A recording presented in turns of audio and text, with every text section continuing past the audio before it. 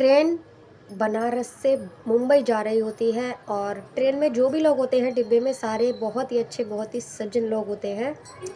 तभी अचानक एक आदमी चढ़ता है ट्रेन में अपने दो बच्चों के साथ। एक 5 साल की बेटी होती है और एक 2 साल का बेटा होता है। वो चढ़ जाते हैं, बैठ जाते हैं डब्बे में। लेकिन तब तक तो सब कुछ ठीक था। थोड़ी देर बाद ही बहुत ज़्यादा बवाल हो जाता है ट्रेन में। उसका जो छोटा बच्चा था वो इतनी तेज़ तेज़ रोता है, बहुत ज़्यादा आफत मचा देता है पूरे डब्बे में। पूरे डब्बे के लोग परेशान हो जाते हैं। सारे लोग कहते हैं कि इसे शांत कराओ, इसे शांत कराओ, लेकिन वो शांत होने का नाम ही नहीं ले रहा था।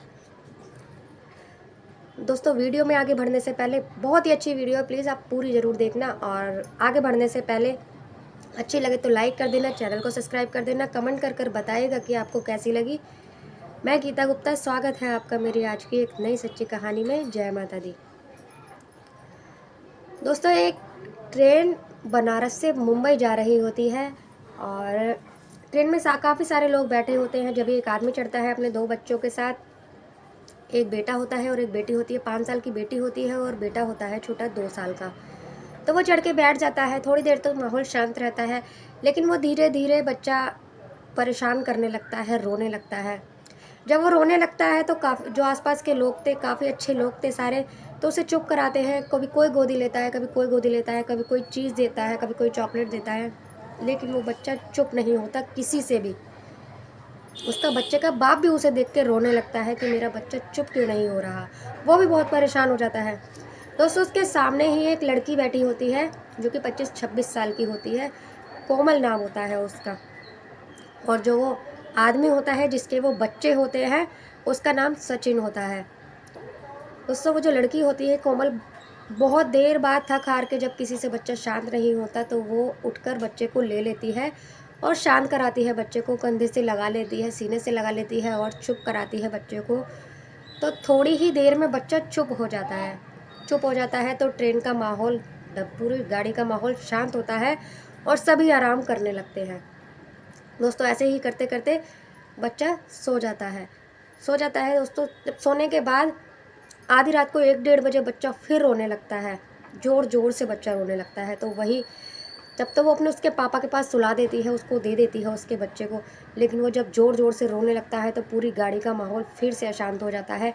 लेकिन इस बार वो कोमल भी उसे नहीं ले रही थी। वो उसके मन में आ रहा था कि अगर मैं बार बार शांत कराऊंगी तो बाकी के लोग क्या सोचेंगे। पता नहीं क्यों ये लड़की बार बार ऐसा कर रही है। बार बार सभी यही पूछ रहे थे उससे कि बच्चों की माँ कहाँ है, बच्चों की माँ कहाँ है। अब वो बार बार सब यही बोल रहा था सबसे कि बच्चों की माँ पहले से ही वहाँ गई हुई है, घर गई हुई है, मुंबई में ही है, और मैं बच्चों को लेके जा रहा हूँ, उसी के पास घर पर है।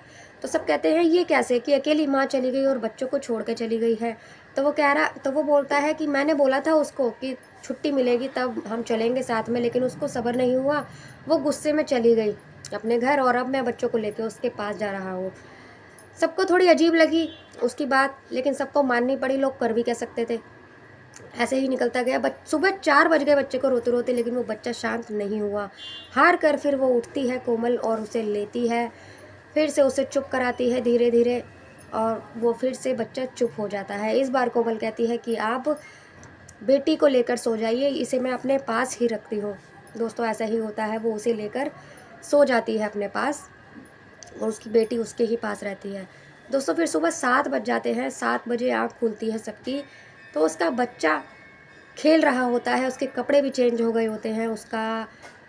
उसको सही कर दिया जाता है, उसकी हालत भी सुधार दी गई होती है। बच्चा खूब खेल रहा होता है।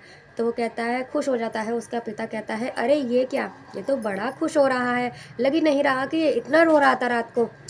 तो वो कहती है, हाँ हाँ, सुबह 5-5:30 बजे के टाइम था तो इसने पॉटी कर ली थी, तो इसका डायपर चेंज करना था। तो मैंने आपको इसलिए नहीं जगाया कि आप पूरी रात परेशान हुए थे, बेफालतू में परेशान हो गए, तो मैंने इसके कपड़े चेंज कर दिए, इसका डायपर भी चेंज कर दिया। तो कि आपके पास तो थे नहीं कपड़े, तो कहाँ से आपने कपड़े बदले।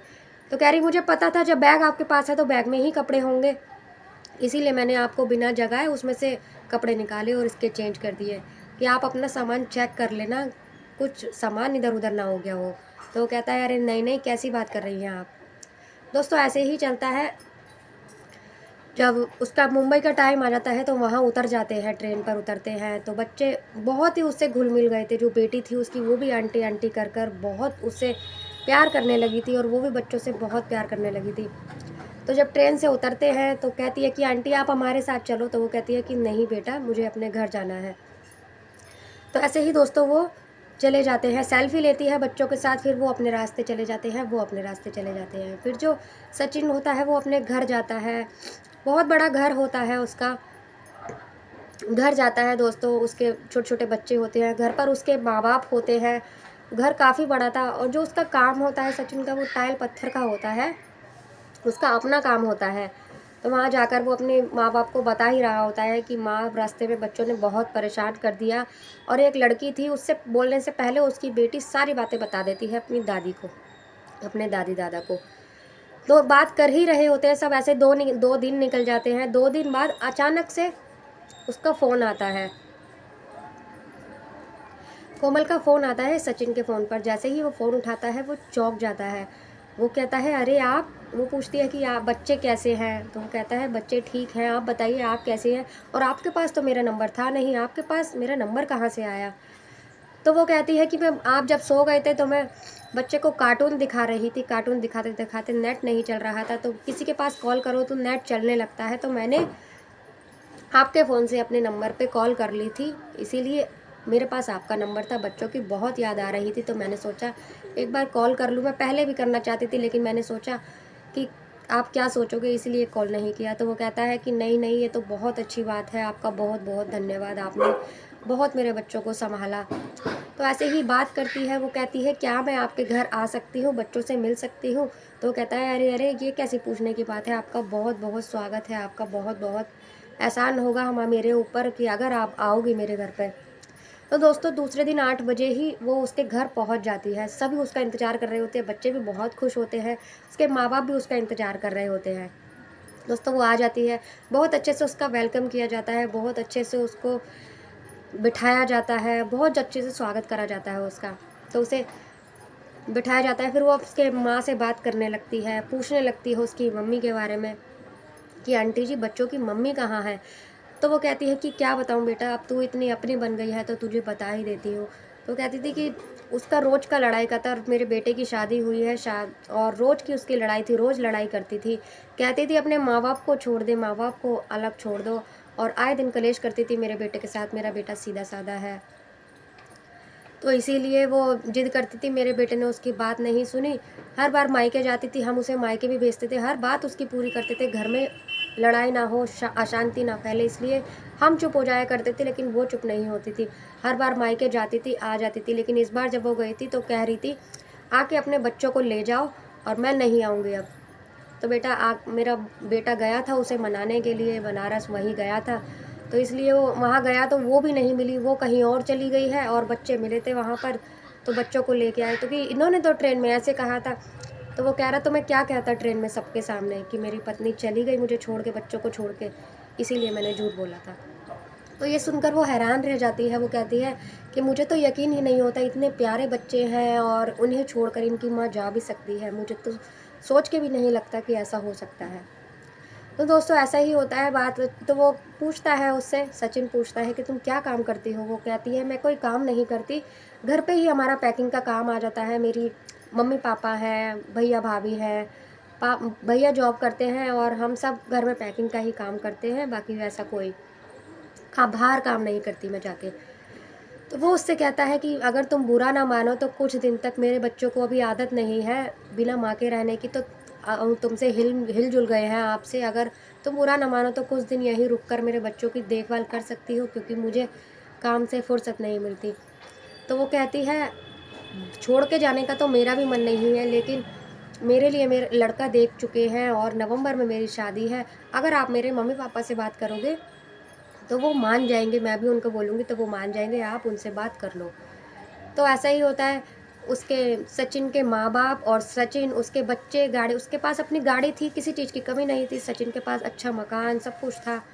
तो वो गाड़ी में सब बैठ के वहाँ जाते हैं, मिलते हैं, उसके पापा से रिक्वेस्ट करते हैं कि ऐसे-ऐसे सा इसको भेज दीजिए हमारे यहाँ थोड़े दिन के लिए। तो उसके तैयार हो जाते हैं कि ये तो अच्छा काम है, बच्चों को देखना है, बच्चे भी इतने प्यारे हैं, तो उसके माँ-बाप उसे भेज देते हैं।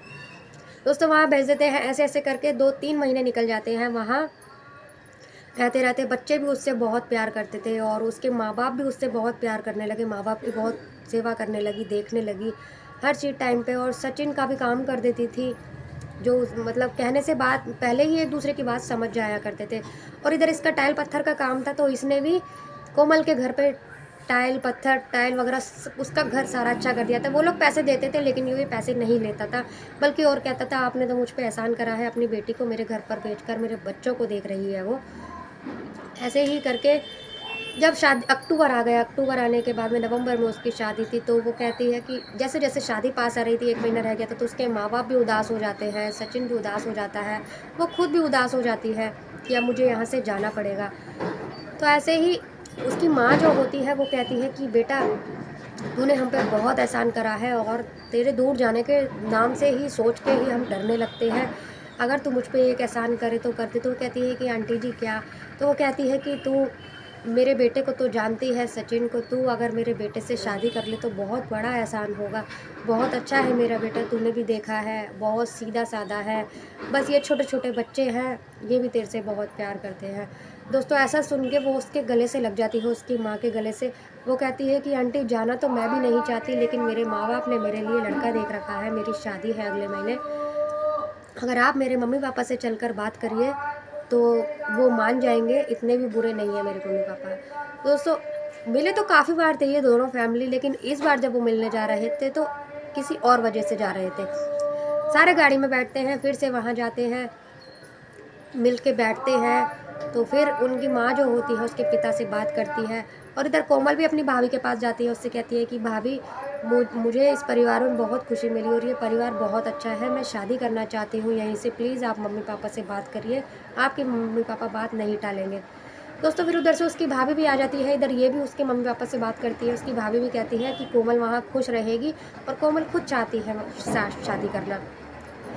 तो उसके मम्मी-पापा जब कहते हैं कि इतना अच्छा परिवार है, किसी चीज़ की कमी नहीं है, हम खुद देख देख रहे हैं इतने दिन से लड़के को, लड़के की फैमिली को, क्या दिक्कत है जब हमारी बेटी खुश है। तो वो जहाँ उन्होंने पहले शादी कर रही होती उनसे माफ़ी माँग के रिश्ता कैंसल कर देते हैं, तोड़ देते हैं और इधर उसी तारीख पे नवंबर में ही इन दोनों की शादी कर देते हैं। धूमधाम से शादी होती है, कोमल वहाँ चली जाती है अपने ससुराल, वहाँ रहने लगती है अच्छी तरह से। दोस्तों आज की स्टोरी यहीं तक थी। ट्रेन में मिला ये रिश्ता एक पति पत्नी के रिश्ते में बदल गया और बच्चों को माँ मिल गई, छोटे-छोटे बच्चे थे। तो कैसी लगी आपको कहानी कमेंट कर ज़रूर बताइएगा और मिलते हैं किसी अगली सच्ची कहानी के साथ। तब तक के लिए बाय बाय। जय माता दी।